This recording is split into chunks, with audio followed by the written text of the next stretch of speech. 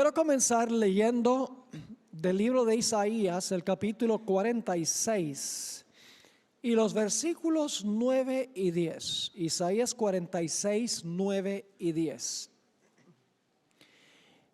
Estos versículos nos dicen por qué es que Dios es el Dios verdadero. ¿Qué distingue al Dios verdadero de todos los pretendientes, los que dicen ser pero no son? Dice aquí Dios: acordaos de las cosas pasadas desde los tiempos antiguos, porque yo soy Dios y no hay otro Dios, y nada hay semejante a mí. ¿Por qué? Versículo 10. Que anuncio lo porvenir desde el principio, y desde la antigüedad lo que aún no era hecho.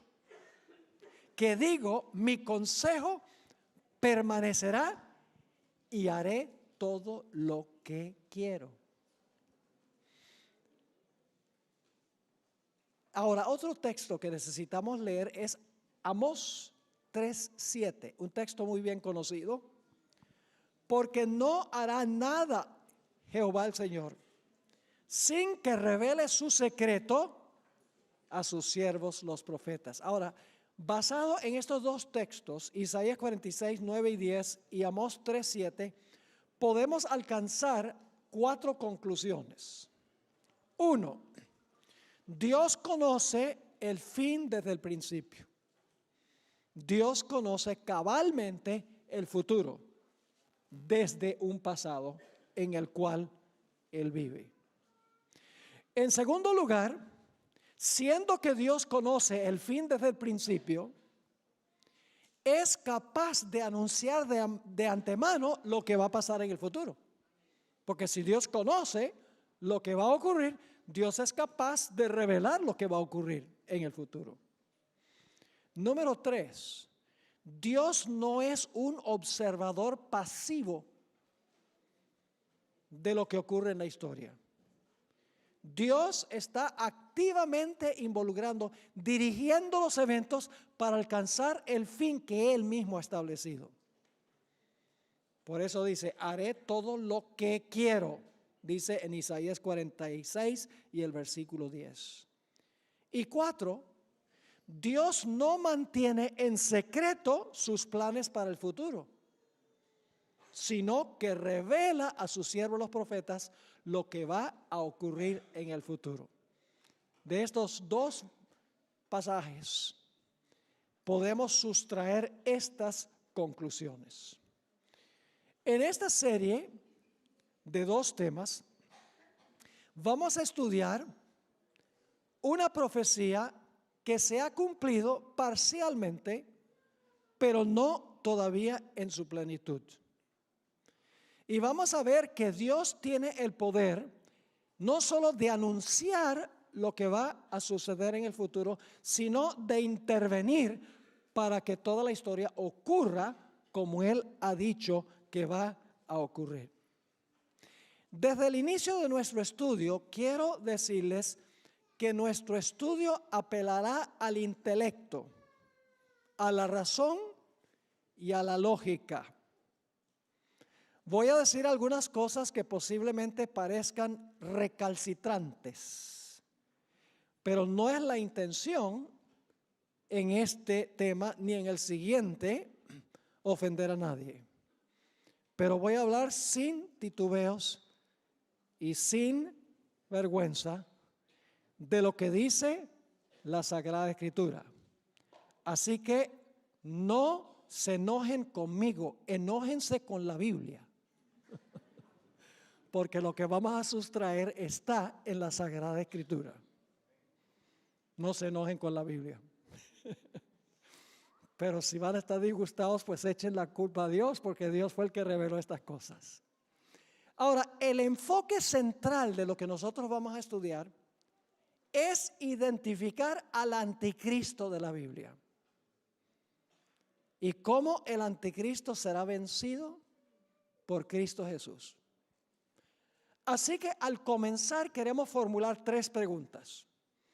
Primero, ¿quién es el anticristo que menciona la Biblia? Segundo, ¿en cuál etapa de la historia se levanta este poder que se conoce como el anticristo? ¿Cuándo?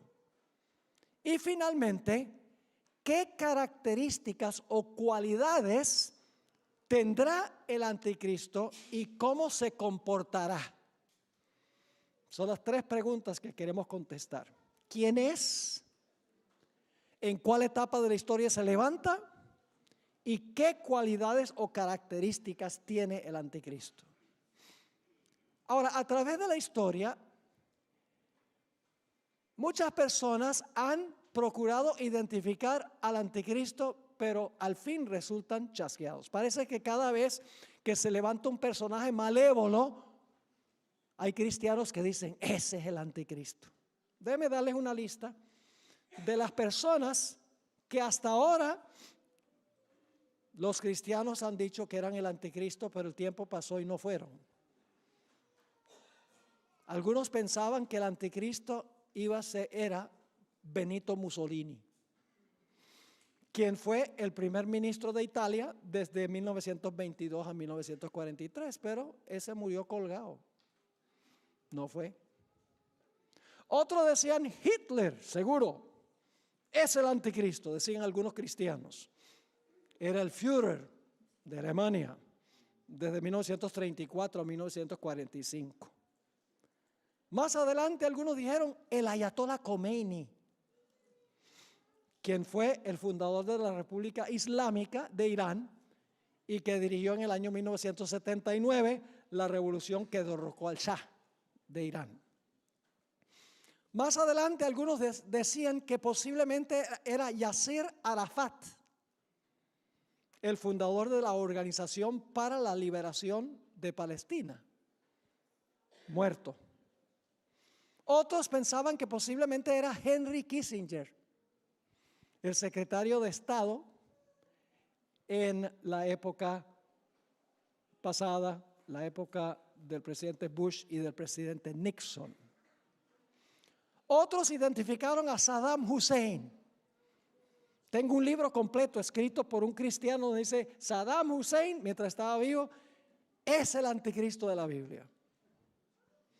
Más recientemente vi un video a donde por 2 horas el que preparó el video dice el anticristo es Barack Obama.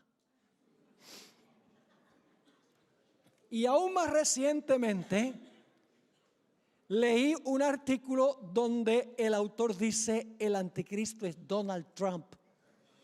¿Acaso tenemos que adivinar quién es el anticristo? ¿Acaso que cada vez aparece un personaje malévolo, ese es el anticristo? Esa no es la forma de estudiar la Biblia.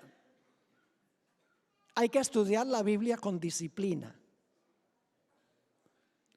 El concepto que tiene la mayoría de los cristianos conservadores, los evangélicos, los carismáticos hoy, es que el anticristo va a ser un personaje bien malo que se va a levantar después del rapto de la iglesia. Va a reconstruir el templo de Jerusalén. Se va a sentar en el templo, haciéndose parecer Dios. Va a construir una estatua bien grande, una imagen, y va a mandar a todos a adorar a esa imagen. Y le va a poner a la gente un tatuaje en la frente o en la mano. Y todos los cristianos miran allá al Medio Oriente y dicen, hay que estar mirando allá porque allá va a aparecer el anticristo. Obviamente ninguno de estos personajes fueron el anticristo. La Biblia nos dice cuándo se iba a levantar el anticristo, a dónde se iba a levantar y qué características tendría. En esta presentación, al igual que la siguiente, haremos un estudio disciplinado, sistemático, cuidadoso, contextual.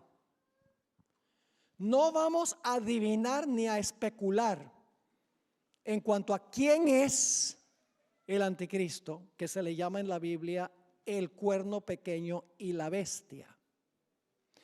Sencillamente lo que vamos a hacer es trazar la gran cadena profética. Y viendo la secuencia en la cadena, sabremos exactamente cuándo y dónde se levantó el anticristo, porque ya está presente en el mundo, y cuáles son sus características. Elena White, en el libro La Educación, página 161, escribió lo siguiente: la historia que el gran yo soy ha trazado en su palabra, al unir los eslabones de la cadena profética desde la eternidad pasada hasta la eternidad futura, nos dice dónde estamos hoy en el transcurso de los siglos y qué es lo que se puede esperar del futuro. Todo lo que la profecía anunció que sucedería hasta el presente ha sido registrado en las páginas de la historia, y podemos estar seguros de que todo lo que falta se cumplirá en su orden. La gran cadena profética comienza en los días cuando escribió el profeta, y los eventos se cumplen en sucesión continuada, sin interrupción, hasta el establecimiento del reino eterno de Cristo Jesús. Ahora, permítame decirles algo sobre la interpretación de los símbolos de la Biblia. El libro de Daniel, específicamente el capítulo 7 que vamos a estudiar esta noche, usa muchos símbolos.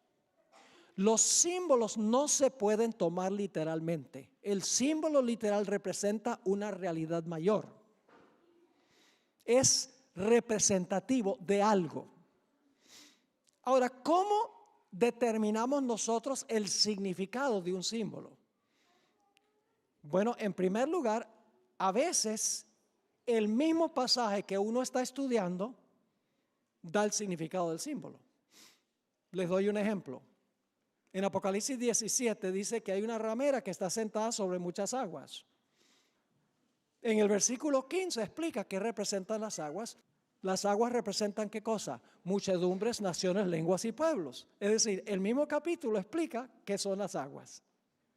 Pero cuando no se explica en el contexto el significado de un símbolo, vamos a otras partes de la Biblia que usan el mismo símbolo para entender lo que el símbolo significa. La Biblia es su propio intérprete. Así que la profecía que vamos a estudiar matemáticamente es la profecía de Daniel 7. Así que vayan conmigo a Daniel 7 y vamos a leer los versículos 1 y 2. En el primer año de Belsasar, rey de Babilonia, tuvo Daniel un sueño y visiones de su cabeza mientras estaba en su lecho. Luego escribió el sueño y relató lo principal del asunto. Daniel dijo: miraba yo en mi visión de noche, y he aquí que los 4 vientos del cielo combatían en el gran mar. Así que pueden imaginarse esto: los vientos están soplando en el gran mar. Más o menos las olas agitadas como las que pegaron aquí en Barcelona hace poco tiempo. Que es algo que no se había visto nunca, ¿verdad? O por lo menos en años recientes no se había visto eso. Así que imagínense los vientos agitando el mar. Ahora, ¿qué representan vientos y mar? No lo dice Daniel 7. Así que hay que ir a otros versículos de la Biblia que explican lo que representa el mar. Vayan conmigo a Isaías 17 y el versículo 12. Isaías 17, 12. Dice: hay multitud de muchos pueblos que harán ruido como ¿qué? Como estruendo del mar. ¿Qué representa el estruendo del mar? Muchos pueblos. Y luego dice: y murmullo de naciones que harán alboroto como bramido de ¿qué? de muchas aguas.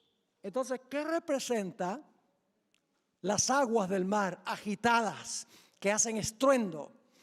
Representan naciones, como dice esto, o muchos pueblos que están en son de guerra, en son de conquista, una nación peleando con otra nación. Es decir, lo que va a ver Daniel en este sueño es una serie de naciones que están luchando por la supremacía del mundo. Vamos al versículo 3 de Daniel 7. Dice, y 4 bestias grandes, diferentes la una de la otra, subían del mar. Así que quiero que se imaginen 4 bestias que suben del mar, una después de otra. Es decir, todas las 4 no suben al mismo tiempo. Sube una, luego sube la otra, luego sube la otra, etcétera. Ahora, ¿recuerdan la profecía que estudiamos de Daniel el capítulo 2 anoche? ¿Cuántos metales tenía la imagen? La imagen tenía 4 metales. Cabeza de oro, pecho y brazo de plata, vientre de bronce, piernas de hierro y luego los pies. Tenía una mezcla de hierro y barro. ¿Y cuántos dedos? 10 dedos de los pies, con una mezcla de hierro y barro. Y luego la roca pega en los pies de la imagen, desmenuza todo y se convierte en un monte que es el reino eterno de Cristo Jesús. Así que dice en el versículo 3, y 4 bestias grandes, diferentes la una de la otra, subían del mar. Ahora, ¿qué representan estas bestias? ¿Qué simbolizan estas bestias? No tenemos que adivinar, porque el mismo capítulo 7 explica qué representan las bestias. Noten el versículo 17 de Daniel 7. Aquí está la explicación de lo que representan las bestias. Dice, estas 4 grandes bestias son ¿qué cosa? 4 reyes que se levantarán de la tierra. Ahora, cuando dice 4 reyes, en realidad en Daniel hay un intercambio entre la palabra reyes y reinos, son intercambiables. ¿Cómo sabemos eso? Porque en Daniel el capítulo 2, si ustedes recuerdan anoche, estudiamos Daniel el capítulo 2, 39, Dios le dice a Nabucodonosor, tú eres la cabeza de oro y después de ti se levantará otro reino. Así que Nabucodonosor es la cabeza de oro, pero él gobierna sobre el reino de Babilonia, porque después de él se levanta otro reino como el de él. ¿Me están entendiendo? Rey, reino, intercambiable, porque los reyes gobiernan sobre reinos. Ahora, hoy en día es muy común que las naciones se representen con sus mascotas. No debe sorprendernos que aquí se habla de 4 bestias que representan 4 naciones, porque hoy en día las naciones también tienen su mascota. Los Estados Unidos tiene su águila, que lo representa. Rusia, el oso. Inglaterra, el león. China, el dragón. Australia, el canguro rojo. Bangladesh, el tigre de Bengala. Canadá, el castor. Colombia, el cóndor andino. Y Francia, el gallo gálico. Son solo algunos de los países con sus mascotas. Y no se sorprendan si en Daniel 7 las naciones se representan con bestias, porque aún hoy en día es común eso. Ahora notemos la primera bestia, que sería equivalente a qué en la imagen de Daniel 2. La cabeza de oro es lo mismo que el león, porque Daniel 7 es una repetición de Daniel 2, pero con más detalle. ¿Recuerdan que anoche dijimos que Daniel 2 es el esqueleto? Ahora en Daniel 7 se le van a agregar carne y se le va a agregar más detalles. Dice en Daniel 7 y el versículo 4 lo siguiente. La primera era como un ¿qué? Como un león. ¿Y tenía qué? Alas de águila. ¿Conocen ustedes un león con alas de águila? Obviamente estamos tratando con ¿qué? Símbolos. Cada detalle es un símbolo que representa algo. Así que dice, la primera ala como león, tenía alas de águila. Yo estaba mirando hasta que sus alas fueron arrancadas. Y fue levantada del suelo y se puso enhiesta, es decir, se paró sobre los pies a manera de hombre y le fue dado corazón de hombre. Qué interesante descripción. Imagínense un león con corazón de hombre. Un león con alas, que luego le arrancan las alas. ¿Qué podría representar el león? No cabe duda que el león representa el reino de Babilonia en la época del rey Nabucodonosor. Y ustedes dicen, ¿cómo sabemos eso? Lo sabemos por lo que dice la Biblia y por lo que dice la arqueología. Los arqueólogos que excavaron la ciudad de Babilonia, descubrieron en las puertas principales esfinges de leones. Es decir, el león era muy predominante en las entradas a la ciudad de Babilonia. Además de eso, la Biblia, y claro, no podemos leer todos los versículos, pero se lo voy a mencionar. La Biblia explícitamente se refiere a Babilonia como un león. En Jeremías 51:38, si están anotando, y Jeremías 50:44, dice que Babilonia es como un león. Daniel 7 no dice Babilonia es el león, pero en Jeremías, que vivió poco antes de la visión de Daniel 7, dice que el león representa a Babilonia. En Deuteronomio 28:49 se encuentra un versículo muy interesante. Este capítulo presenta las bendiciones y las maldiciones del pacto. Es decir, en este capítulo Dios le dice a Israel, si ustedes son obedientes, estas son las bendiciones que van a caer sobre ustedes. Pero si son desobedientes, estas van a ser las maldiciones que van a caer sobre ustedes. En el versículo 49 habla de una de esas maldiciones que iba a caer sobre Israel si eran desobedientes a Dios. Y fíjense lo que dice en ese versículo. Jehová traerá contra ti, es decir, contra Israel, una nación de ¿qué? De lejos, del extremo de la tierra. Esto está hablando de Babilonia. ¿Y qué dice? Que vuele como ¿qué? Que vuele como águila, nación cuya lengua no entiendas. Es decir, que la arqueología y la Biblia nos dice que Babilonia es representado como el león y Babilonia se presenta con alas de águila en otros textos. Así que sabemos que el primer reino es el mismo reino de la cabeza de la imagen. Representa a Babilonia. La cadena profética comienza con ¿qué reino? Con Babilonia, que gobernaba en los días de Daniel. Tenemos un punto de comienzo. ¿Cuándo comienza la cadena? Y luego los eventos proféticos ocurren uno tras otro en la secuencia de la historia, sin paréntesis y sin interrupciones. Ahora, ¿qué significa que las alas le son arrancadas? Vamos a encontrar en unos momentos que las alas en la Biblia representan rapidez de conquista. Es decir, este es un león que vuela, es un león que es rápido en la conquista.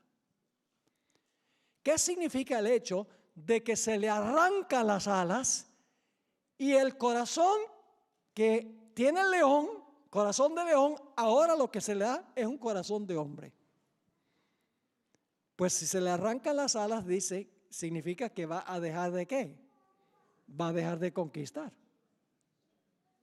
¿Han oído ustedes hablar alguna vez de Ricardo Corazón de León, rey de Inglaterra? ¿Por qué se le llama Ricardo Corazón de León? Porque era un hombre muy ¿qué? Muy valiente.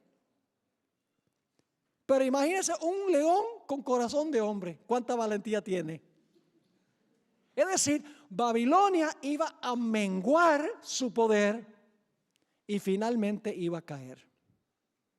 Y ahora venimos a la segunda bestia, representado por la plata en el vientre no en el vientre, sino en el pecho y los brazos de la imagen de Daniel 2. Vamos al versículo 5. Y he aquí otra segunda bestia, semejante a un oso, la cual se alzaba de un lado más que del otro. Es decir, un oso turuleto, un oso chueco. No sé si usan esa palabra, son palabras de la Real Academia Española. Así que dice, he aquí otra segunda bestia, semejante a un oso, la cual se alzaba de un lado más que del otro. Es decir, el oso está más alto en un lado que en el otro. Y tenía en su boca 3 costillas entre los dientes. ¿Qué acababa de hacer? Había devorado. ¿Qué cosa? Al leoncito. El oso le ganó al león. Sigue diciendo, y le fue dicho así, levántate, devora mucha carne. ¿Qué representa el oso? No tenemos que adivinar.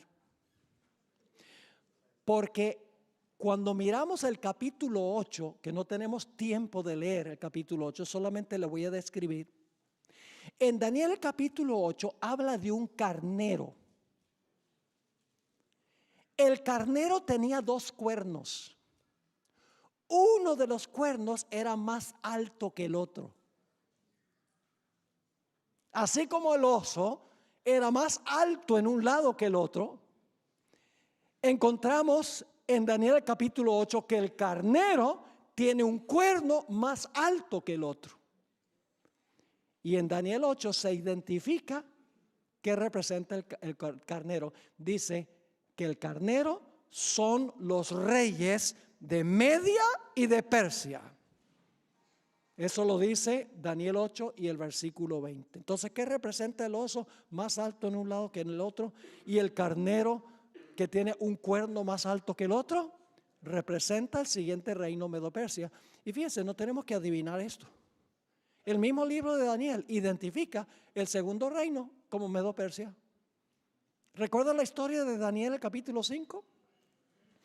Cuando Belsasar estaba haciendo su fiesta de celebración, apareció una mano escribiendo sobre la pared, Mene, Mene, Tekel, Uparsin. El reino es quitado de ti, Belsasar, el último rey de Babilonia, y es dado ¿a quiénes? A los medos y a los persas. El mismo libro de Daniel identifica cuál es el segundo reino, Medo-Persia.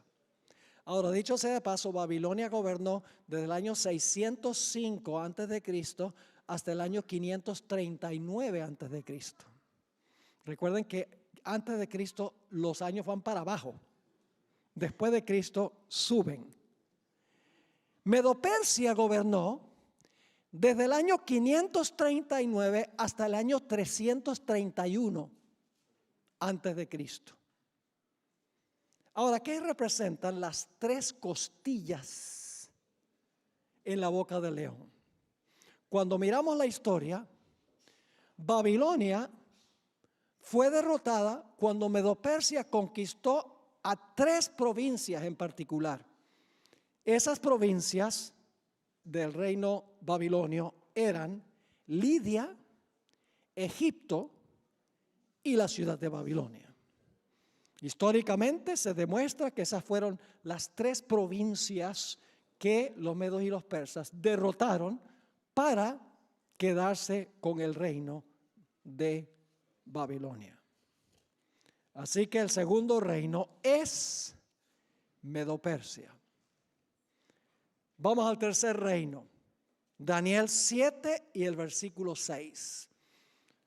Yo pregunto, ¿es este un estudio disciplinado de esta profecía? Disciplinado, no estamos adivinando, ni conjeturando, ni imaginando, no, estamos sencillamente siguiendo la cadena profética. El tercer reino se encuentra en Daniel 7:6. ¿A qué parte de la imagen sería paralela esta tercera bestia? Tiene que ser el vientre de bronce. Dice en Daniel 7:6, después de esto miré, y he aquí otra, semejante a un leopardo. Yo pregunto, ¿un leopardo es veloz? ¿Es veloz un leopardo? Pero fíjense, no solo es veloz, sino con 4 alas de ave en sus espaldas. No solo es un leopardo veloz, sino que tiene 4 alas. Una bestia súper veloz para la conquista. En un momento se los voy a comprobar.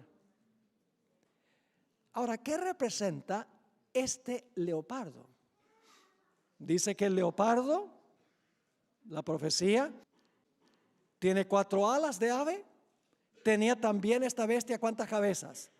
4 cabezas, y le fue dado dominio. ¿Qué representa esta tercera bestia, el leopardo? No cabe duda que representa a Grecia. No hay que ir a la historia para saber que es Grecia. El mismo libro de Daniel identifica el tercer reino como Grecia. Y ustedes dicen, ¿dónde? En el siguiente capítulo, el capítulo 8.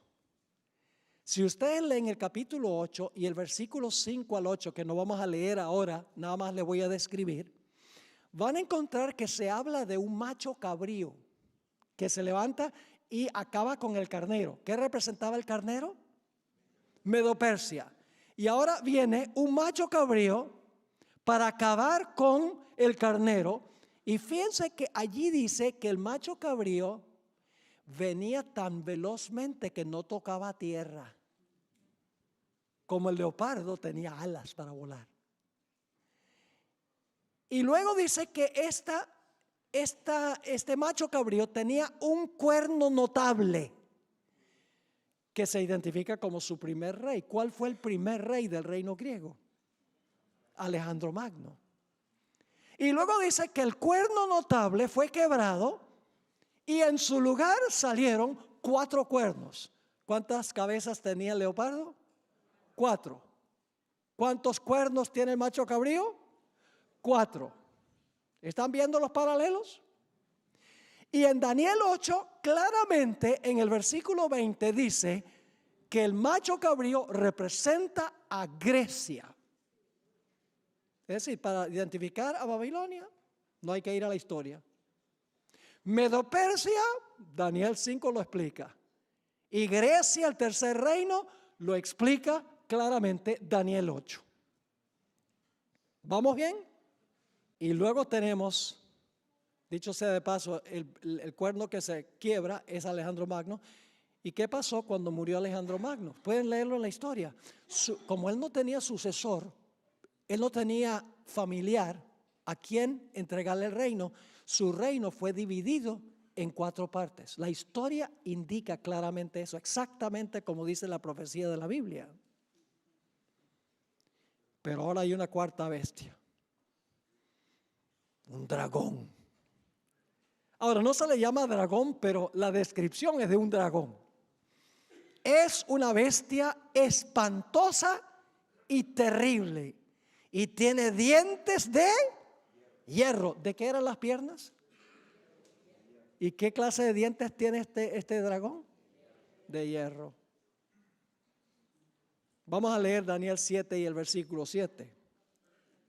Después de esto miraba yo en las visiones de la noche, y he aquí la cuarta bestia, espantosa y terrible, y en gran manera fuerte, la cual tenía unos dientes grandes de hierro, piernas de hierro, dientes de hierro.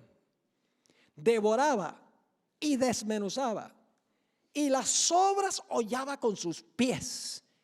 Y era muy diferente de todas las bestias que vi antes de ella, y tenía 10 cuernos. 10 dedos, 10 cuernos. ¿Vamos bien o no? ¿Es paralelo Daniel 7 a Daniel 2? Todos los detalles indican que Daniel 7 está añadiendo detalles. Ve, en Daniel 2 sencillamente dice, la cabeza de oro es Babilonia, pero el capítulo 7 te dice que este reino fue muy veloz en conquistar y que finalmente perdió su poderío.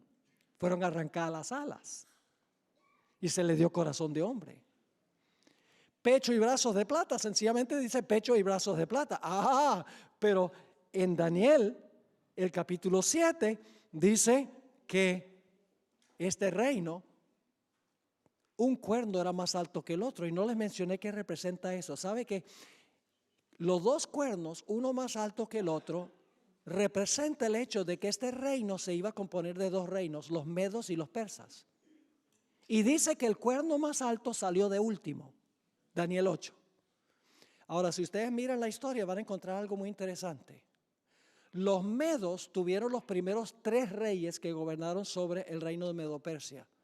Después de los primeros 3 reyes, todos los demás reyes fueron persas. Y por eso, desde el capítulo 8 en adelante, ya ni siquiera se mencionan los medos. En el resto del libro de Daniel se menciona solamente los persas. Porque los persas se levantaron de último y fueron más altos que los medos. Exactamente como lo dice el texto bíblico. Ahora, ¿qué representa la cuarta bestia? La cuarta bestia representa el Imperio Romano. No tenemos que adivinar. ¿Qué reino imperaba en los días de Cristo? Así que la misma Biblia identifica el cuarto reino como ¿qué? Como Roma. Y no es coincidencia de que en Daniel, en Apocalipsis el capítulo 12, presenta a un dragón que quiere matar al niño cuando el niño nace. Y el dragón tiene 10 cuernos como el de Daniel. Es decir, el mismo libro de Apocalipsis identifica la cuarta bestia como el Imperio Romano. Pero hay algo interesante. El Imperio Romano, según el texto, tiene 3 etapas consecutivas. Vamos a Daniel 7, 23 y 24, a donde se explica un poco más la cuarta bestia. Daniel 7 y el versículo 23 y 24. Quiero que noten 3 etapas de esta cuarta bestia, consecutivas, una después de otra. Dice allí, en el versículo 23, dijo así: la cuarta bestia será un cuarto reino en la tierra, el cual será diferente de todos los otros reinos. Y a toda la tierra devorará, trillará y despedazará. Es decir, por un tiempo, la cuarta bestia existe sin cuernos. La cuarta bestia sola, sin cuernos. Pero luego sucede algo. Sigue diciendo en el versículo 24, y los 10 cuernos significan que de aquel reino se levantarán 10 reyes. Ahora yo pregunto, para que los 10 cuernos se puedan levantar de la cuarta bestia, ¿tiene que existir la cuarta bestia antes que salgan los cuernos? ¿O es que los cuernos pueden salir sin que la bestia esté ahí? Primero existe el dragón y luego le salen ¿qué? Esa es la segunda etapa. Le salen 10 cuernos, porque dice nuevamente, los 10 cuernos significa que de aquel reino se levantarán. El reino existe antes que se levanten. Se levantarán 10 reyes. Y tras ellos, ¿qué significa tras ellos? Después que están completos los 10, que son los 10 dedos de los pies, ¿qué va a pasar? Tras ellos se levantará otro, el cual será diferente de los primeros, y a 3 reyes derribará. Ahora, este cuerno se conoce como el cuerno pequeño. Pero escuchen bien, cuando comenzó era pequeño, pero luego creció hasta el punto de dominar sobre los otros cuernos. Lo vamos a encontrar. quiero decirle, todos los eruditos, adventistas y no adventistas, creen que el cuerno pequeño es el anticristo. Ahora, hay diferencias en cuanto a quién es el anticristo, a dónde se va a levantar y cuándo se va a levantar. Pero todos están de acuerdo de que este cuerno pequeño representa el anticristo final. Es decir, el cuerno pequeño representa al anticristo. ¿Qué representa el cuerno pequeño? Les voy a dar 7 características del cuerno pequeño que identifican qué poder representa este cuerno. Número 1. Se levanta después que están completos los 10. ¿De acuerdo? Los 10 están y luego en medio, dice, tras ellos se levanta el pequeño. La primera característica es, se levanta después que están completos los 10 cuernos. Ahora, ¿qué representan los 10 cuernos? Representan las divisiones de lo que hoy es Europa. Cada nación con su cultura, cada nación con su idioma, cada nación con sus costumbres. Europa es el resultado de las invasiones bárbaras. Francia fue establecido por los francos, Inglaterra por los anglosajones, los alemanes por los alemani, los visigodos, ¿dónde? ¿Dónde? ¿Los visigodos? España, muy bien. Se demoraron ustedes en contestar eso. Los visigodos de España. Es decir, las naciones de Europa hoy son el fruto de la división del Imperio Romano, que en esa época se dividió en 10 reinos. Y no voy a mencionarlos ahora, pero ustedes pueden leer en los libros de historia que el Imperio Romano, como resultado de las invasiones de las tribus bárbaras, se dividió en 10 reinos. ¿Y saben cuándo estuvieron completos los 10 reinos? Los 10 reinos estuvieron completos en el año 476 después de Cristo. 476. Todos los 10 cuernos estaban ya completos en esa fecha. Así que debemos buscar un poder que se levanta después que el imperio se ha dividido en 10 reinos, después del año 476 después de Cristo. Esa es la primera característica. La segunda característica es que este cuerno pequeño tiene que haberse levantado en Europa occidental. Y ustedes dicen, ¿por qué en Europa occidental? Mejor en los Estados Unidos.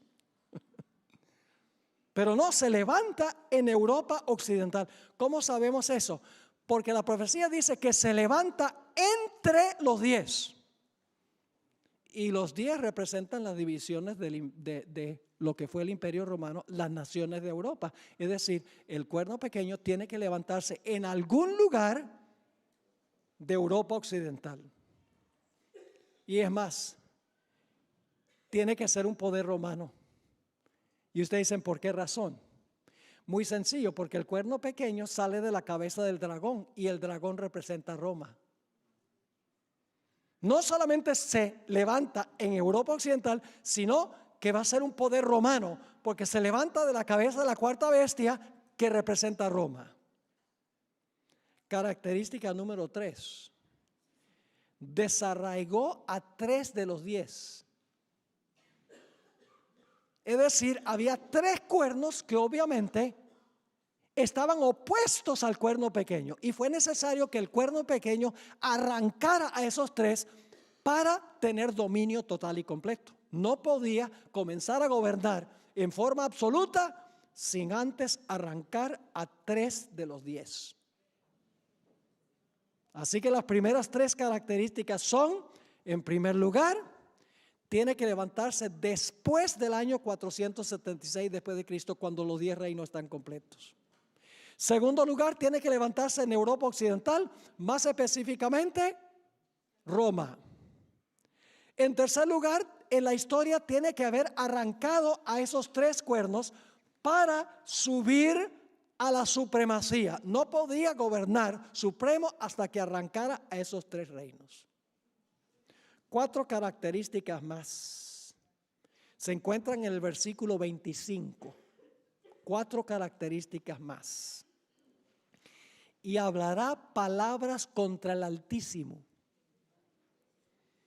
Apocalipsis, que vamos a estudiar mañana, Apocalipsis 13, porque es una profecía paralela a Daniel 7.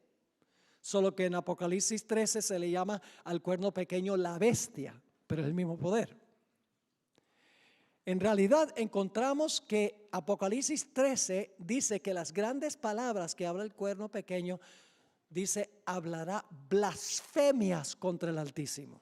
Es decir, las grandes palabras que habla contra el Altísimo el cuerno pequeño son blasfemias. Así que tenemos que identificar qué son blasfemias. ¿Cómo define la Biblia blasfemia? La siguiente característica es que iba a ser un poder perseguidor. Iba a perseguir a los fieles de Dios. Porque sigue diciendo en el versículo 25, y a los santos del Altísimo, ¿qué? Quebrantará. Que significa que los iba a perseguir a los que eran fieles a Dios. Pero no es lo más serio. Sigue diciendo, y pensará en cambiar los tiempos y la ley. Inclusive iba a profesar tener el poder para cambiar ¿qué? La ley de Dios, la ley del Altísimo. Y luego dice que iba a gobernar por tiempo, tiempos y la mitad de un tiempo. Así que 7 características. 1, tiene que levantarse después del año 476 después de Cristo. Segundo, tiene que levantarse en Europa Occidental de Roma. En tercer lugar, tiene que arrancar a 3 de los 10 cuernos para ascender a la supremacía. 4, va a hablar blasfemias contra el Altísimo. 5, va a perseguir a los fieles de Dios. 6, iba a pensar que podía cambiar la ley de Dios. Y finalmente iba a gobernar por tiempo, tiempos y la mitad de un tiempo. Para aquellos que no son adventistas que están aquí en esta tarde, no quiero que se ofendan con lo que voy a decir ahora. No estoy hablando de ustedes como individuos. Aquí estamos hablando es de imperios, de naciones. Estamos hablando de sistemas, no de todas las personas que se encuentran dentro de esos sistemas. Vamos a encontrar que este cuerno pequeño representa un sistema que se levantó cuando se fragmentó el Imperio Romano. Este sistema tiene muchas personas que aman a Dios, personas sinceras, personas dedicadas al Señor, pero no conocen toda la luz. Son fieles en lo que conocen, de acuerdo a la habilidad que tienen. No es lo mismo el sistema que los individuos que se encuentran dentro del sistema. Estamos hablando aquí del sistema, la organización, no de los individuos que se encuentran en esa organización. En la Biblia se le da diferentes nombres a este sistema. En Daniel 11 se le llama el rey del norte. Vamos a estudiar la profecía de Daniel 11, especialmente los últimos versículos, en uno de los últimos temas, en 2 partes. Apocalipsis 17 se refiere a este sistema como la ramera. En 2 Tesalonicenses 2 se le llama el hombre de pecado, que es un sistema como Judas. porque se le llama el hijo de perdición. El único en la Biblia que se le llama hijo de perdición fuera de este sistema es Judas Iscariote, quien profesaba ser leal a Cristo, pero lo traicionó. Se le llama en Daniel 7 el cuerno pequeño y también en Daniel 8. En Mateo 24 se le llama la abominación asoladora. En Apocalipsis 13 se le llama la bestia. En 1 de Juan, el anticristo. Todos estos nombres denotan el mismo sistema. Ahora alguien podrá decir, pero pastor, ¿cómo puede usted distinguir entre un sistema y la gente que está dentro de ese sistema?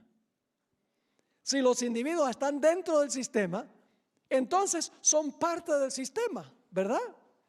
No necesariamente. Les voy a dar ahora una ilustración para que se den cuenta que un sistema puede ser apóstata sin que todos los que están en el sistema sean apóstatas. Voy a hablarles por unos momentos de la iglesia judía de la época de Cristo. Yo pregunto, ¿el pueblo judío era apóstata en los días de Cristo? Sí, Señor. ¿Qué hicieron? El Sanedrín. El Sanedrín condenó a Jesús a muerte. Los líderes espirituales tenían al pueblo engañado. Es decir, como entidad, como organización, como iglesia, era apóstata. Pero no todo el que estaba dentro del sistema era apóstata. Jesús denunció a este sistema, mucho más fuerte que lo que yo voy a denunciar, el sistema del anticristo. Jesús se refirió a ellos como hipócritas, asesinos, guías ciegos, sepulcros blanqueados, generación de víboras y serpientes. Wow, no muy políticamente correcto. Y luego Jesús dijo, ¿cómo escaparéis al castigo del infierno? Y les digo, el reino será quitado de vosotros y dado a gente que produzca los frutos.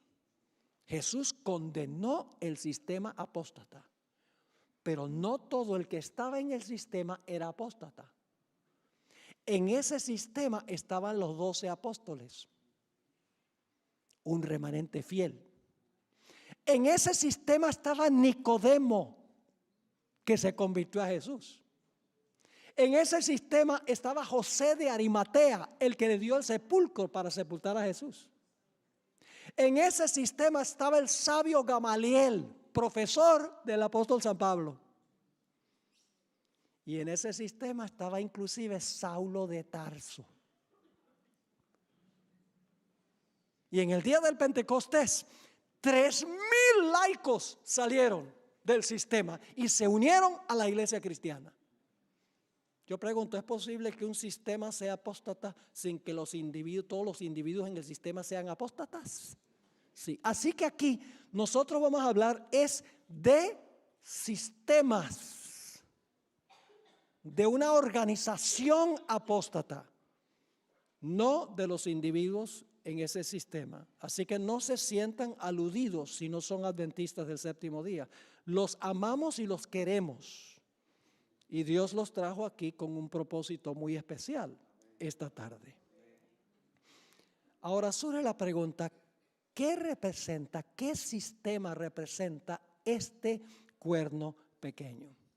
Vamos a mirar las características. Vamos a mirarlas más detenidamente ahora. En primer lugar, dijimos que el cuerno pequeño se levanta después de ¿qué fecha?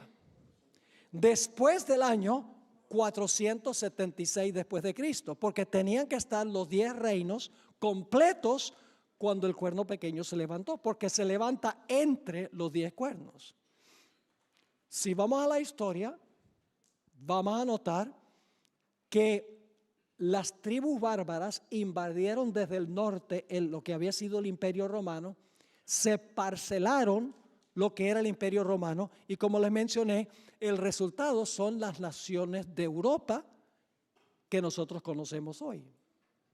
Ahora hay diferentes números ahora, pero estamos hablando del momento cuando el imperio se dividió en aquella época. No estamos hablando de Europa en este tiempo, pero los diferentes idiomas de Europa, las diferentes culturas de Europa, indica de que estas naciones fueron establecidas por diferentes tribus bárbaras.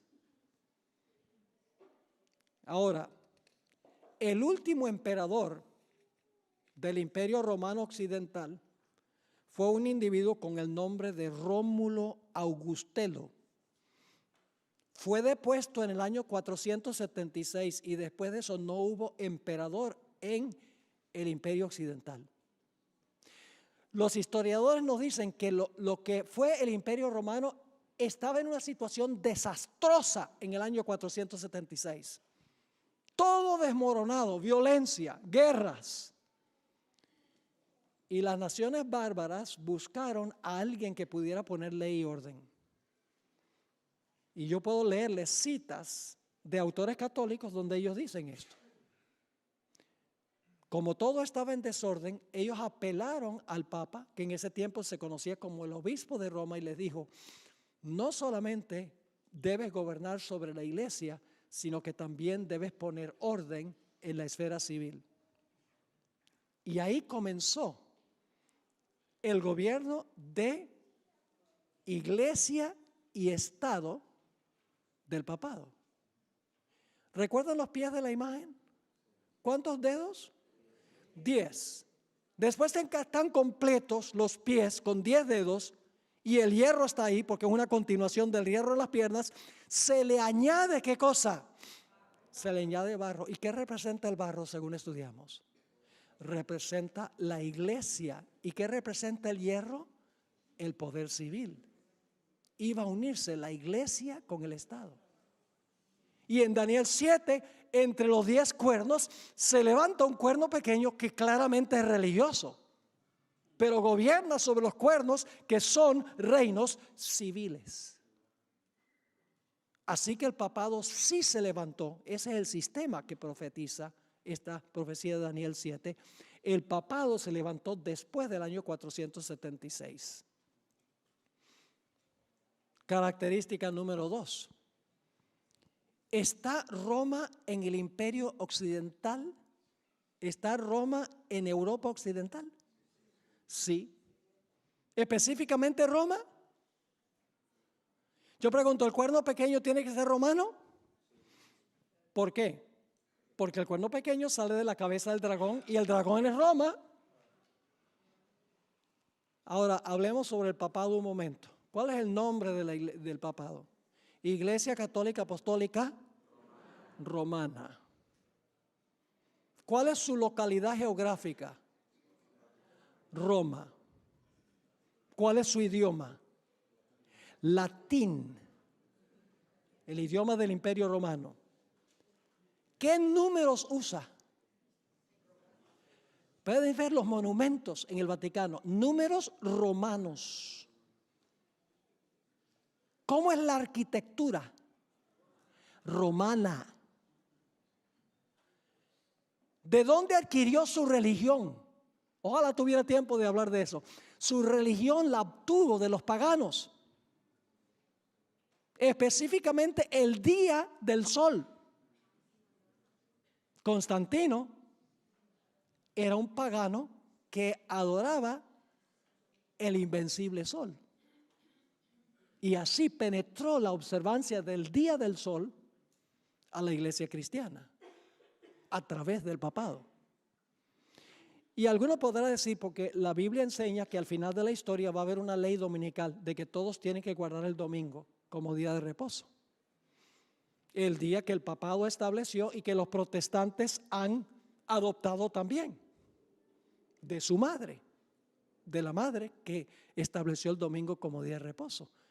Y algunos dicen, pero pastor, no es lo mismo adorar al sol, como hacía Constantino, que adorar en el día del sol. Y mi respuesta es que en principio son lo mismo. Y le voy a explicar por qué. ¿Quién creó el sol? Dios. ¿Lo creó para la adoración?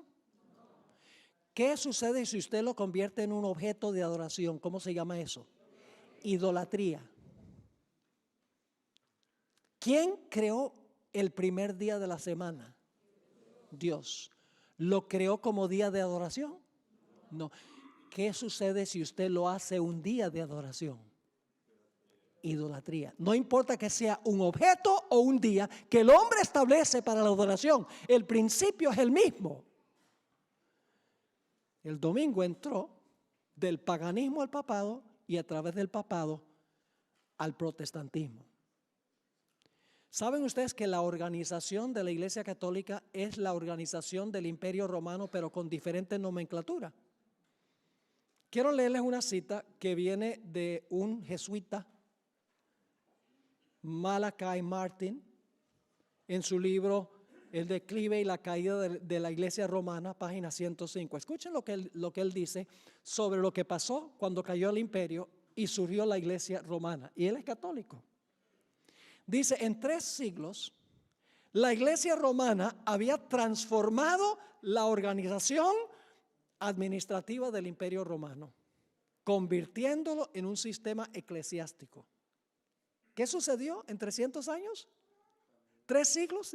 La Iglesia Romana había transformado la organización administrativa del Imperio Romano, convirtiéndolo en un sistema eclesiástico de obispados, diócesis, monasterios, colonias, guarniciones, escuelas, bibliotecas, centros administrativos, embajadores, representantes, tribunales de justicia y un sistema de leyes detallado. Todo esto estaba bajo el control directo del Papa, de un católico que está escribiendo. Ahora escuchen esto. Su palacio romano, el Letrán, llegó a ser el nuevo Senado. Los nuevos senadores eran los cardenales. Los obispos que vivían en Roma y los sacerdotes y diáconos ayudaban al Papa a administrar este nuevo imperio. Solamente le cambiaron los nombres.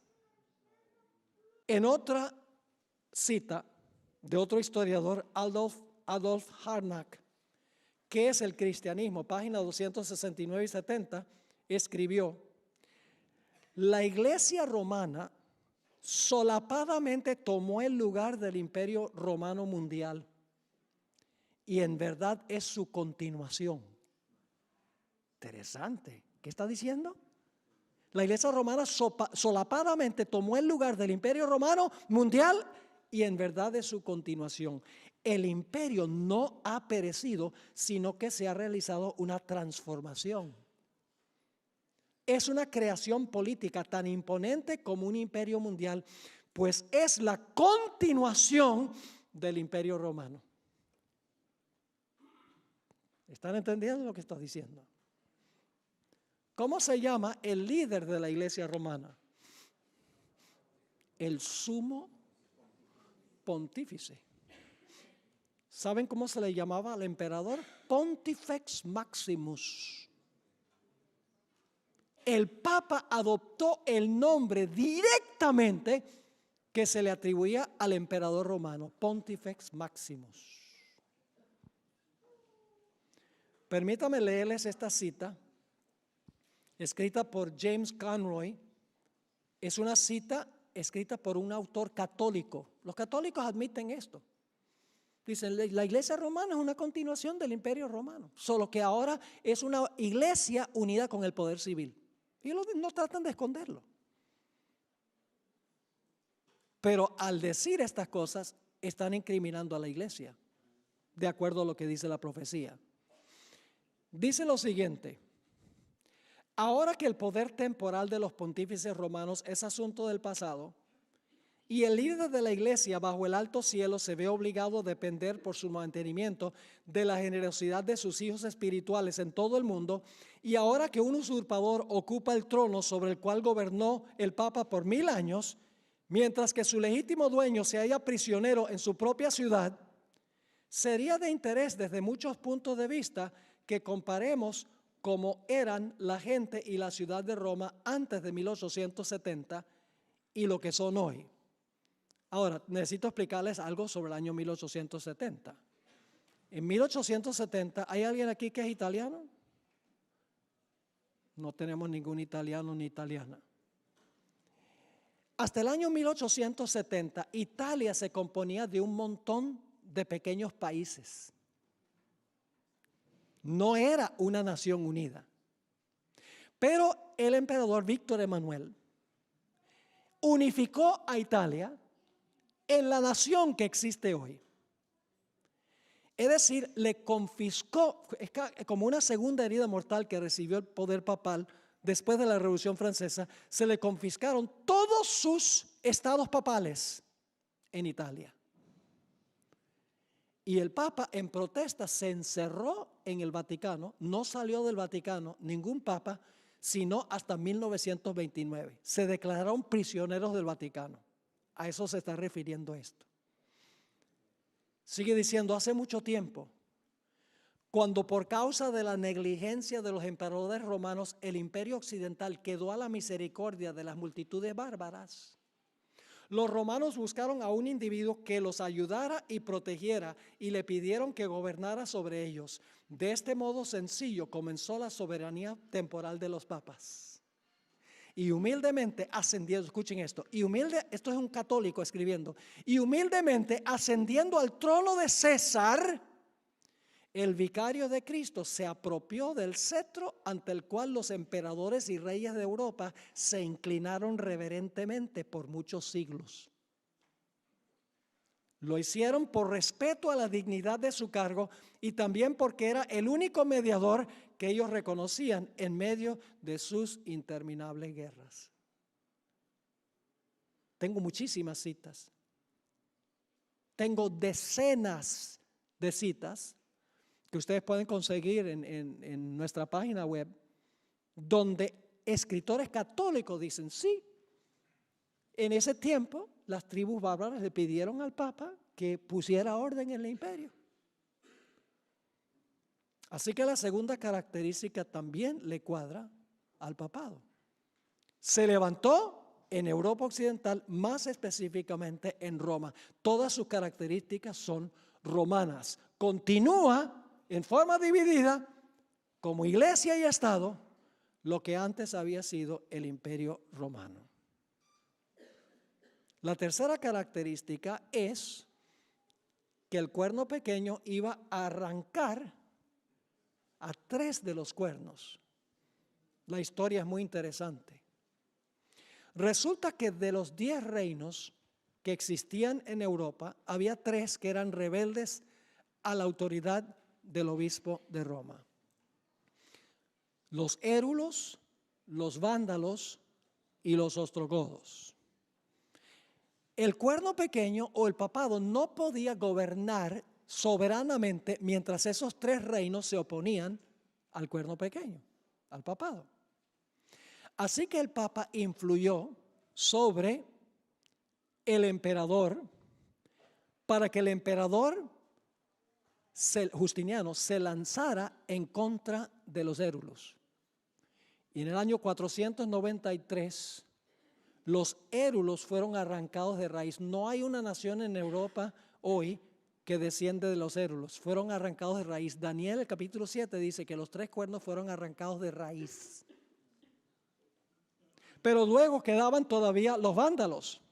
Pero en el año 534, el general Belisario, general de las tropas de Justiniano, fue y derrotó a los vándalos. Y hoy en día no hay ninguna nación que descienda de los vándalos. Fueron arrancados de raíz. Y en el año 538, el mismo emperador Justiniano envió sus ejércitos y le dieron un golpe mortal a los ostrogodos. El último reino había caído. Por eso creemos que el papado tuvo oficialmente su comienzo de dominio sin oposición en el año 538, cuando el último cuerno fue arrancado. Porque antes de eso no podía, ¿qué?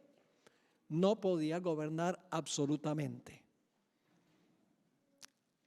Hay una cita de un escritor secular que cita el decreto que dio Justiniano. Justiniano, esto está en el Código de Justiniano, que fue la ley oficial del Imperio Romano hasta el Código Napoleónico en el tiempo de Napoleón Bonaparte. Dice, por eso el emperador, por eso nos hemos esforzado por unir a todos los sacerdotes de Oriente y sujetarlos a la sede de su santidad. Es decir, el emperador está diciendo, estamos influyendo sobre los obispos para que obedezcan la autoridad del Papa. ¿Y por qué el poder civil tiene que hacer eso? Sigue, porque usted, dice el emperador del Papa, usted es la cabeza de todas las santas iglesias y haremos todo lo que esté a nuestro alcance para aumentar el honor y la autoridad de vuestra sede. Así que el papado cumple la tercera característica. ¿Qué de blasfemia?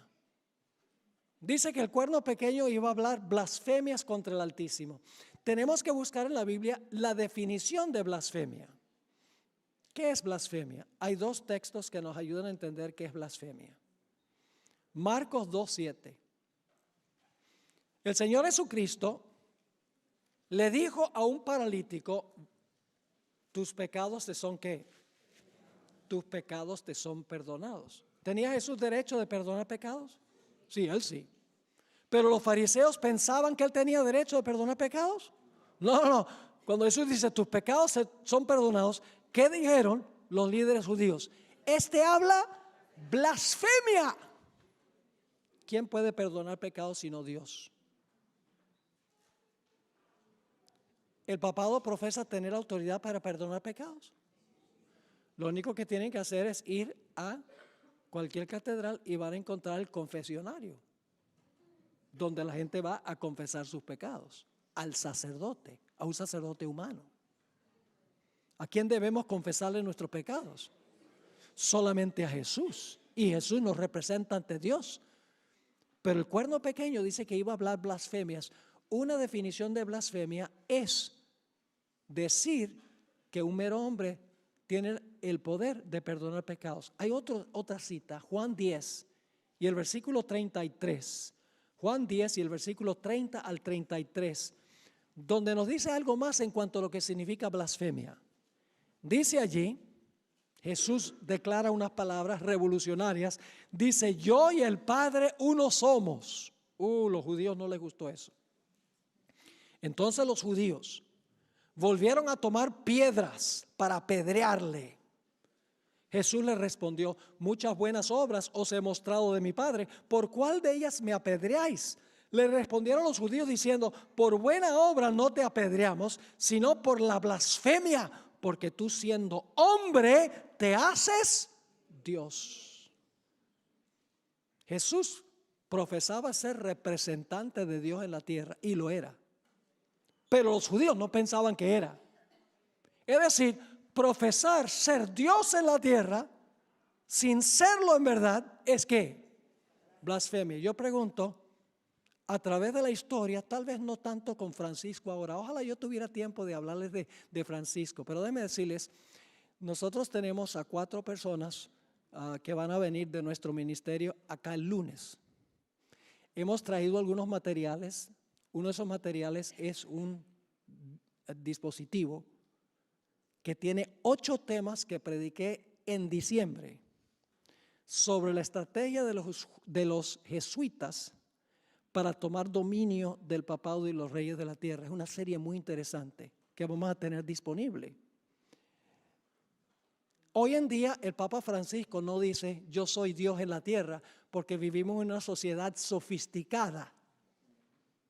Pero nosotros no tenemos que comprobar que hoy en día el papado profesa que el Papa es Dios en la tierra. Solamente tenemos que hacerlo durante el periodo en que el papado gobernó.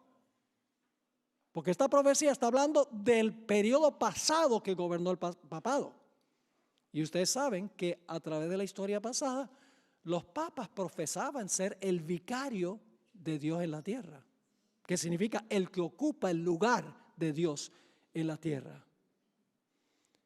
Es interesante que el Papa Francisco, tal vez algunos de ustedes recuerdan esto, el Papa Francisco desde diciembre 8 del 2015 a noviembre 20 del 2016 lo proclamó el año de la misericordia.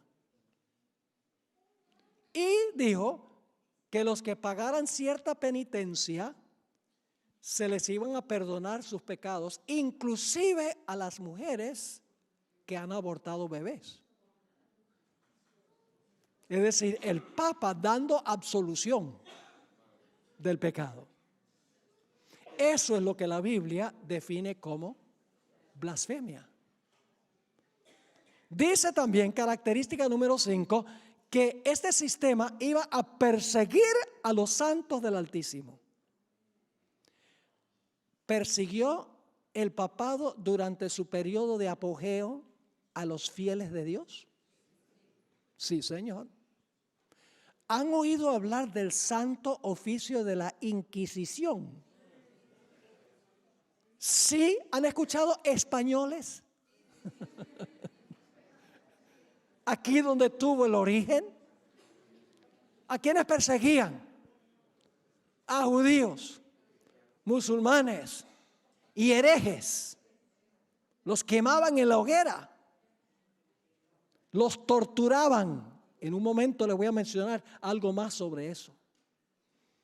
Juan Pablo II escribió un documento donde pedía perdón por todas las persecuciones que el papado ha lanzado en contra de la gente. Francisco I hizo un viaje a Torre Pellice, en el Piamonte, en Italia, y allá se reunió con los valdenses que fueron salvajemente perseguidos y les pidió perdón por todas las persecuciones que el papado había lanzado en contra de los valdenses, admitiendo que en verdad la iglesia apóstata persiguió a los que no estaban de acuerdo con ella. Hubo un español con el nombre de Juan Antonio Llorente que trabajó en la Inquisición, escribió varios tomos español. Todavía se pueden conseguir esos tomos donde él describe en detalle todo lo que hizo la Inquisición en España. Es una historia lóbrega y triste. En América Latina, la Inquisición funcionó en 3 países: en Colombia, en México y en Perú. Hace varios años tuve la oportunidad de visitar la ciudad de Lima, Perú. Y un lugar que siempre había querido visitar era el Palacio de la Inquisición. Yo sé que aquí hay varios peruanos porque me lo han dicho. En la entrada, ahora me dicen que ahora como que han eliminado eso, pero todavía estaba allí cuando yo fui. 2 veces en realidad visité el Palacio de la Inquisición. Cuando uno entraba, encontraba un mural grande ilustrando un auto de fe en la Plaza de Armas, donde estaban procesando, quemando en la hoguera a herejes. Luego, la guía nos llevó a la Cámara de las Torturas, donde mostraron todos los implementos que usaba la Inquisición para torturar a los que no estaban de acuerdo con la iglesia. Los cuerpos de los herejes fueron azotados, flagelados, ahogados, incinerados, sofocados, desmembrados, dislocados, estirados, descoyuntados. Si quieren conocer un poco más sobre esto, busquen en Google Inquisición Lima. Yo pregunto, ¿esta característica le cuadra al poder papal? ¿Persiguió a los fieles de Dios? Sí, Señor. ¿El papado profesa haber cambiado la ley de Dios? Sí, Señor. Permítame leerles una cita de una enciclopedia católica que se llama Prompta Biblioteca. Yo tengo, este es un comentario de la Iglesia Católica de mucha reputación, tiene 10 volúmenes. Yo tengo los 10 volúmenes, alguien me los regaló, aunque es bastante antiguo. En el artículo Papa dice lo siguiente en cuanto al significado de la palabra Papa. El Papa puede modificar la ley divina, porque su poder no es de los hombres, sino de Dios. y actúa en lugar de Dios sobre la tierra con pleno poder de atar y desatar a sus ovejas. El Papa dice, tiene el poder de modificar la ley divina. Ahora, aquí está lo interesante. Aquellos que han sido católicos, que fueron catequizados, no sé si se dice así, pero los que pasaron por el catecismo, cuando ustedes miran el catecismo, hay algo muy raro en cuanto a los 10 mandamientos. Desaparece el mandamiento, no te harás imagen. No está. El problema es que cuando se elimina el mandamiento, no te harás imagen ni ninguna semejanza, no te inclinarás a ellas ni las honrarás. Cuando se saca ese, hay solo 9 mandamientos. Y todo el mundo sabe que hay 10. Así que lo que la iglesia romana hace es dividir el 10º mandamiento en 2. No codiciarás la mujer de tu prójimo y luego no codiciarás la mujer de tu prójimo. Mis hermanos y hermanas, codiciar es un mandamiento. No son 2. Pero como eliminan el segundo en los catecismos, aunque el segundo está en las Biblias católicas, está en las Biblias católicas, pero en el catecismo desaparece. Porque imagínense, le están enseñando a los niños, si tuviera el catecismo, ese mandamiento, los niños, ¿y por qué entonces nos inclinamos ante la imagen de la Virgen María?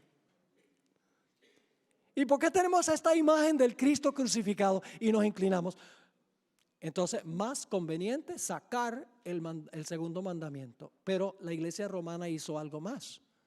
No solamente eliminó el segundo mandamiento, sino que cambió el 4º mandamiento.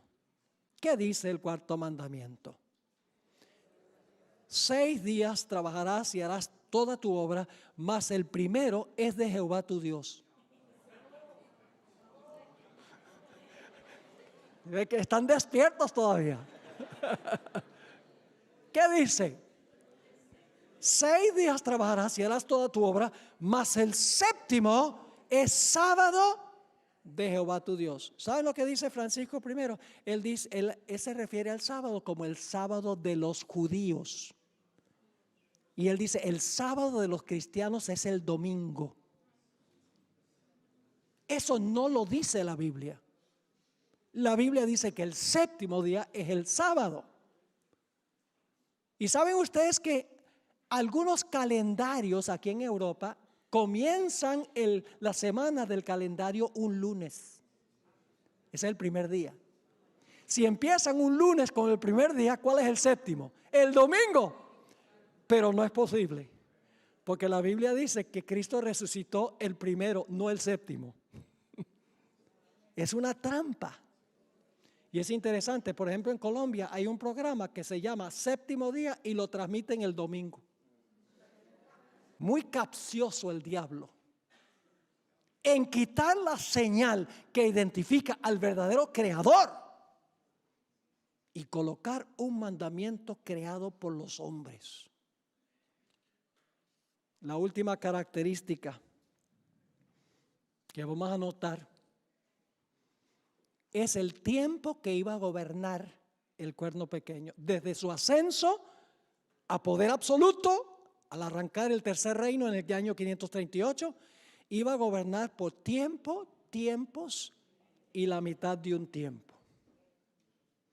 Ahora, en Daniel 7 estamos tratando con símbolos, ¿sí o no? El león es un símbolo, el oso es un símbolo, las alas son simbólicas, el mar es simbólico, las costillas son simbólicas, los 10 cuernos son simbólicos, todo en Daniel 7 es simbólico. Así que el tiempo también debe ser simbólico. Hay tiempo literal y tiempo profético, que es simbólico. Ahora, ¿qué significa tiempo, tiempos y la mitad de un tiempo? Bueno, la palabra tiempo significa un año. ¿Recuerdan que Dios le dijo a Nabucodonosor 7 tiempos pasarán sobre ti? Significa 7 años. Así que tiempo es un año. Tiempos en plural sin calificativo, es el dual. que significa 2. Y medio tiempo, medio año. Ahora, el año bíblico tiene 360 días. No tengo tiempo de comprobarles eso, lo puedo comprobar de Génesis el capítulo 8. Que el año tiene 360 días y el mes tiene 30 días. Así que hagamos la multiplicación. 3 años y medio, 3,5, por 360, ¿cuánto da? 1260 días.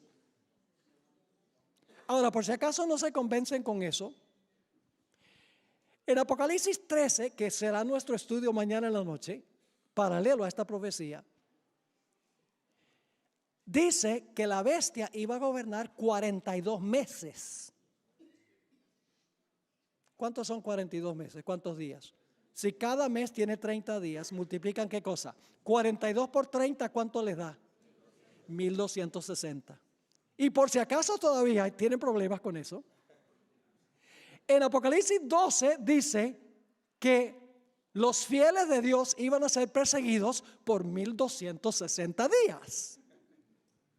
3 formas que la Biblia lo presenta: tiempo, la mitad de un tiempo, 42 meses y 1260 días. Claramente, este periodo de tiempo es simbólico. En la Biblia, un día literal equivale a un año. Tomemos, por ejemplo, las 70 semanas. ¿Las 70 semanas son semanas de días o son semanas de años? Semanas de años. 70 semanas por 7 días cada semana, ¿cuánto da?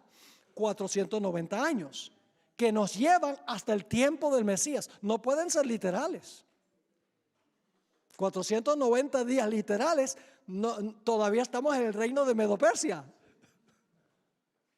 Obviamente, en la Biblia un día equivale a un año. El sabor es simbólico. No solo todo lo que está en este capítulo es simbólico, sino tiene un sabor simbólico. Es decir, el papado iba a gobernar durante su periodo de dominio por 1260 años. ¿Que comienzan en qué fecha? En el año 538, cuando fue arrancado el último cuerno. Y el papado ahora podía gobernar soberano. No podía gobernar soberano mientras hubiese oposición. Así que tenemos que ir desde el año 538 hacia adelante. ¿Cuánto tiempo? 1260 años. ¿Y a qué fecha nos lleva el final de 1260 años? 1798. Tiene que haber ocurrido algo monumental en el año 1798. ¿Qué sucedió? El general Berthier, general de las tropas de Napoleón Bonaparte, entró al Vaticano. Más específicamente, entró a la Capilla Sistina. El Papa estaba celebrando el aniversario de su coronación como Papa. Fue bajado de su trono, le quitaron el cetro, le quitaron la tiara, la triple corona de la cabeza y le dijeron: tu dominio ha terminado. Y el Papa fue llevado cautivo, fue a varias ciudades y finalmente murió en la ciudad de Valence, en Francia, en 1799. Francia le retiró el poder civil al poder romano. Y después de esto, nación tras nación en Europa hizo lo mismo. Y se formaron los gobiernos democráticos del mundo occidental. Ahora termino con esto. Hay una cuarta etapa de este poder. No se menciona en Daniel 7. Daniel 7 nos lleva nada más hasta el año 1798, el fin de los 1260 años. Pero en Apocalipsis 13:3 dice que la bestia, que es lo mismo que el cuerno pequeño, esto lo estudiamos mañana en la noche, la bestia, dice, recibió una herida mortal. ¿En qué fecha? 1798, pero su herida mortal fue Hoy estamos viendo el sanamiento de la herida del poder papal, inmiscuyéndose con los gobiernos civiles del mundo, este papa ecuménico. Especialmente tratando el tema del cambio climático, que es una pasión de los gobernantes del mundo, al igual que de Francisco I. La pobreza, la inmigración, todos estos asuntos son los tópicos de conversación del Papa y de los gobernantes del mundo. El Papa quiere echarse al bolsillo los gobernantes para usar el poder civil para hacer lo que el papado hizo con el poder civil durante el periodo de su dominio. ¿Les quedó claro lo que estudiamos esta noche? Matemático, nada de especulación. La cadena profética, vamos a repasarla: Babilonia, Medo-Persia, Grecia, el Imperio Romano. Se divide el Imperio Romano en 10 reinos. Sale un cuerno pequeño, arranca 3 y llega a gobernar sobre todos 1260 años. Dice que tiene poder para perdonar pecados. Dice que tiene el representante de Dios en la tierra. Persigue a los que no están de acuerdo con ella. Se levanta en Roma, es un poder romano. Gobierna por 1260 años. Todas las características caben con un solo poder, y es el papado romano. Ahora, si no regresa mañana, solamente van a tener la mitad de la historia. Porque mañana vamos a hablar de qué fue lo que le dio la herida mortal al papado. El papado fue herido con la espada. Tenemos que entender qué significa la espada. Así que no se pierdan el próximo emocionante episodio. Mañana en la noche. Oremos.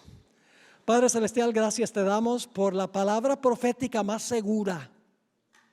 Gracias porque no tenemos que especular ni adivinar. Gracias porque has establecido este método histórico donde podemos seguir la secuencia de los reinos y saber exactamente qué representa cada uno de estos símbolos. Señor, posiblemente hay personas aquí esta noche que para ellos esto es una sorpresa.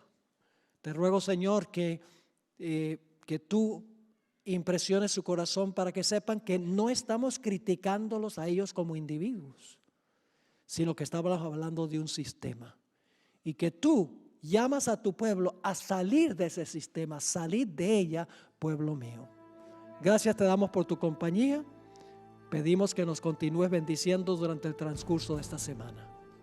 Te lo imploramos en el nombre precioso de Cristo, nuestro amante Salvador. Amén.